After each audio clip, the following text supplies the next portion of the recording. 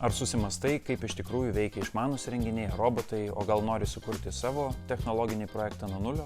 Būtent tai mes ir darome būrelyje elektronika ir 3D modeliavimas. Čia 12-18 metų jaunimas susipažįsta su elektronikos pagrindais, naudoja Arduino platformą, programuoja, automatizuoja, taip pat dirba su 3D ir 2D projektavimu naudodami Tinkercad, Inkscape programinį įrangą, kuria modelius, kuriuos realiai spausdina 3D spausdintuvu ar pjauna lazeriu. Kiekvienas užsiėmimas tai praktika, kurioje žingsnis po žingsnio įgyvendini kažkokią savo idėją, nuo eskizo iki veikiančio jos prototipo. Dirbame ir individualiai, ir komandose, mokomės ir savarankiškai mąstyti, ir bendradarbiauti.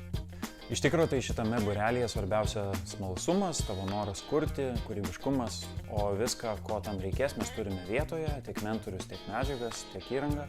Ir reikia tik tavo idėjos, o jeigu neturi idėjos, tai padėsime ją sugalvoti čia.